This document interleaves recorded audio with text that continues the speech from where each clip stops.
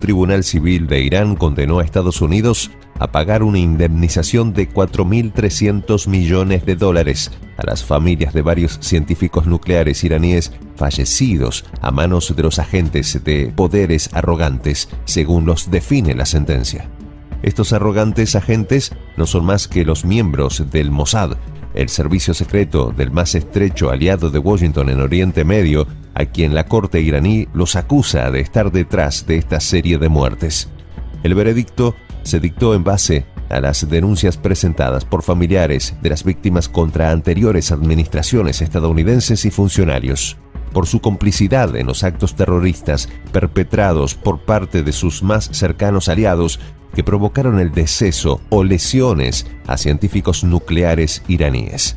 El tribunal estableció que Washington lo apoyó directa e indirectamente, y por eso es responsable de todas sus acciones, incluyendo la asistencia, el soporte y el despliegue de acciones terroristas contra los científicos persas. Específicamente, las denuncias fueron presentadas por las familias de los 3 científicos asesinados y otro que resultó herido. El mencionado importe, $2.500 millones, se destinarán para compensar los daños físicos y psicológicos de los demandantes, mientras que la cantidad restante corresponde a daños punitivos. Entre los demandados se encuentran 37 personas y entidades jurídicas estadounidenses, incluidas las administraciones de los expresidentes Barack Obama y Donald Trump, la oficina del secretario de Estado bajo la gestión de Mike Pompeo y la oficina del secretario de Defensa dirigida por Ashton Carter. Si bien las autoridades judiciales iraníes remitieron los documentos judiciales, así como los veredictos a las personas y entidades de Estados Unidos acusadas, como era de esperarse, estas no asistieron a las audiencias judiciales ni enviaron documentos de defensa legal. Irán ha acusado al poderoso aliado de Estados Unidos en la región de atentar contra la vida de 5 científicos nucleares en los últimos años, entre ellos Mohsen Fakhrizadeh, el por entonces jefe de la Organización de Investigación e Innovación del Ministerio de Defensa en 2020, considerado el científico más importante de la República Persa y el padre de su programa nuclear. Desde que en el 2004 el Mossad fue instruido para que impidiera el desarrollo nuclear de Teherán, el servicio secreto se encuentra en una campaña para atentar contra la vida de los principales científicos encargados del proyecto. Y si bien en el proceso judicial se mencionan 5, si ampliamos el espectro a los programas de producción de misiles, las víctimas han sido más. La lista arranca en 2007 con un envenenamiento. Para el segundo, en 2010, se empleó una bomba colocada en una motocicleta y detonada de forma remota.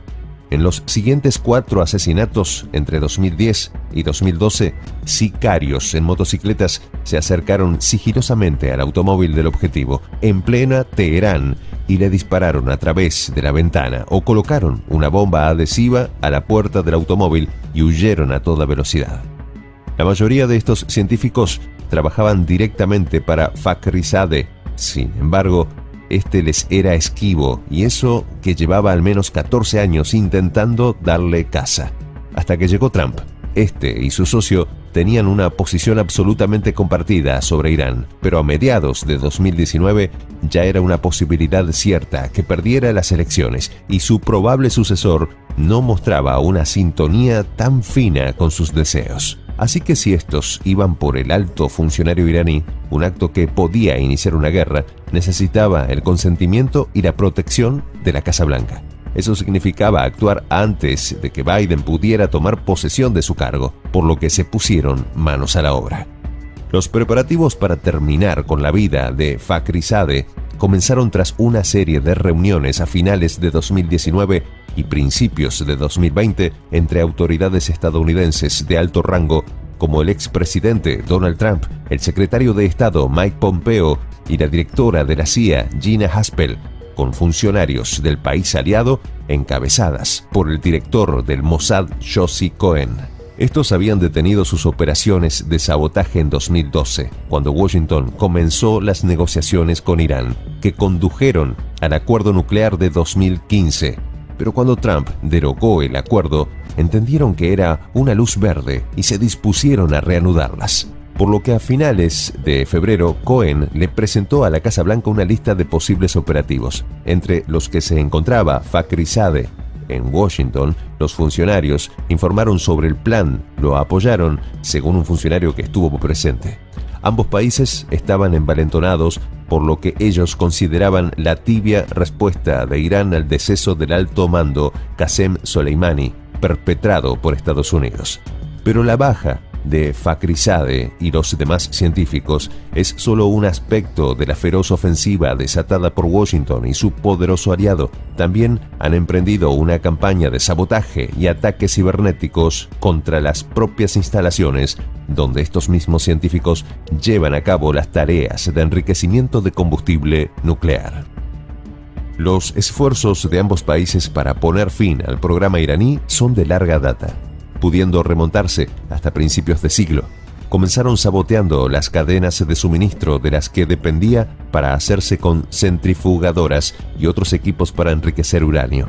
Como todo, se hacía de manera clandestina, ya que Irán no podía simplemente comprar este equipo en el mercado abierto. El imperio se aprovechó para acercar duros golpes.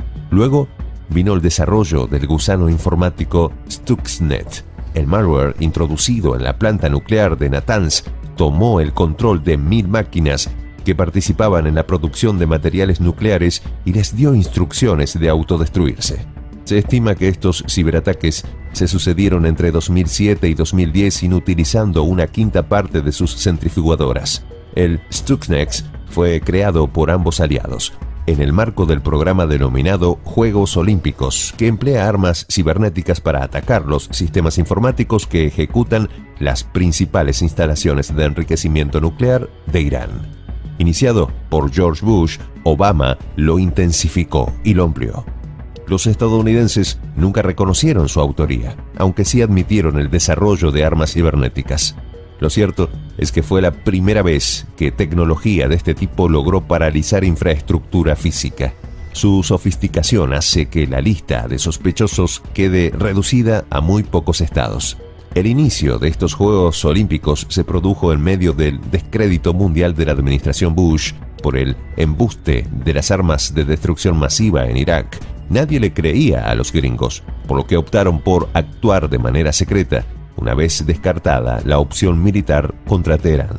El complejo nuclear de Natanz, ubicado en el centro de Irán, es una instalación de unos 100.000 metros cuadrados construida 8 metros bajo tierra. El 2 de julio de 2020 resultó nuevamente atacada por una explosión y posterior incendio en una sala de montaje de centrifugadoras avanzadas.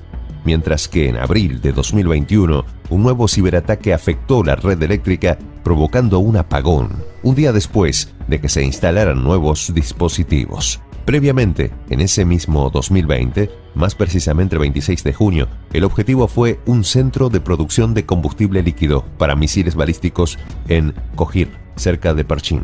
Se cree que en estos dos centros militares hay instalaciones nucleares y de producción de misiles.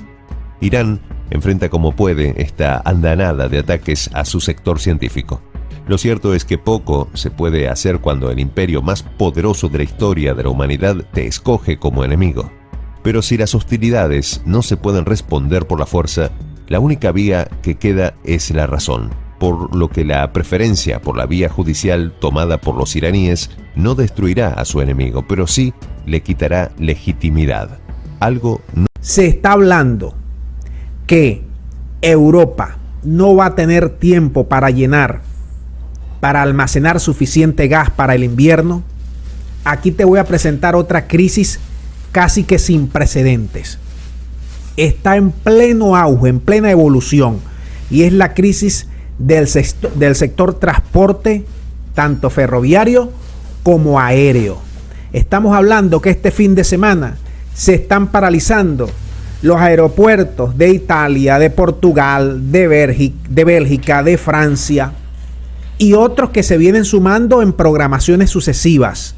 Estamos diciendo que esta crisis del sector aeronáutico, que fue una de las más perjudicadas durante la pandemia con el cierre prácticamente de todos los vuelos y que tuvo pérdidas jamás tenidas, si me permiten la expresión, solo antes de la o después de la o antes de la Segunda Guerra Mundial, pérdidas similares a cuando estaba la Segunda Guerra Mundial, ahora tiene que enfrentar este conjunto de crisis que tiene tres componentes importantes. El primero, que hay un rebrote de la pandemia. El segundo, hay descontento salarial en los trabajadores que se han retirado y no quieren regresar. Y el tercero, ha habido muchos despidos y nuevas contrataciones que no llegan todavía a mejorar las existentes. Con lo cual, el sindicato de transporte de los distintos países, ya hemos visto cómo han entrado en huelga, cómo han entrado en protestas, le está pidiendo a los distintos gobiernos que suban los salarios, que los indexes al mismo ritmo que manda la inflación. Estamos hablando que los países de la zona euro están en un promedio de 8% de inflación. Pero yo les digo lo siguiente, esa es una inflación maquillada. Si usted saca su inflación del día a día y dice, bueno, en enero, en marzo y a esta fecha usted compara lo que pagaba por distintos servicios, por distintos bienes, por distintas categorías o precios de diferentes alimentos, usted se dará cuenta que la inflación es superior al 8%. Si quiere, en los comentarios me deja